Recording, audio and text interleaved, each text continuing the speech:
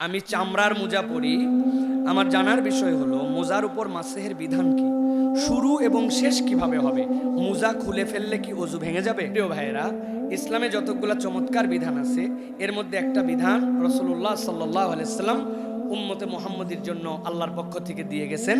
সেটা হচ্ছে কেউ যদি লেদারের মোজা, চামড়ার মোজা, ভারী মোজা, শক্ত মোজা, হুকমান জুতার কাছাকাছি টাইপের, যেটা দিয়ে ধুলা বালু একদম ট্রান্সপারেন্ট পার হয়ে যায় না, এরকম মোটা মোজা পরে, তাহলে রাসূল সাল্লাল্লাহু আলাইহি ওয়াসাল্লাম তার জন্য বলেছেন মোজাটা তাকে অজু করে পড়তে হবে। 1 নম্বর অজু করে পড়তে হবে। 2 নম্বর, এই অজু করে মোজা পরার পরে যখন তার অজু ভেঙে যাবে, অজু ভাঙে না, অজু ভাঙার পরের থেকে তার মোজা পরার ওয়াক্ত শুরু হবে। বিষয়টা কিন্তু বুঝেন।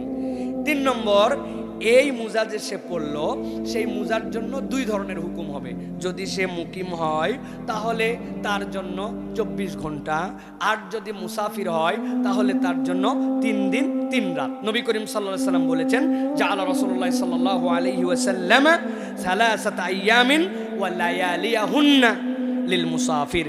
3 রাত 3 দিন। কখন থেকে অজু করে মোজা পড়ছে, এরপরে অজু ভেঙে গেছে, যখন থেকে ভাঙছে তখন থেকে হাত ধুবে, মুখ ধুবে, মাথা মশা করবে, আর মোজার উপর দিয়ে এরকম করে হাতটা দিবে, সামনে থেকে এরকম করে টেনে নিবে ডান হাত, বাম হাতটা দিয়ে এরকম করে সামনে থেকে উপরে ভাগ টেনে নিবে।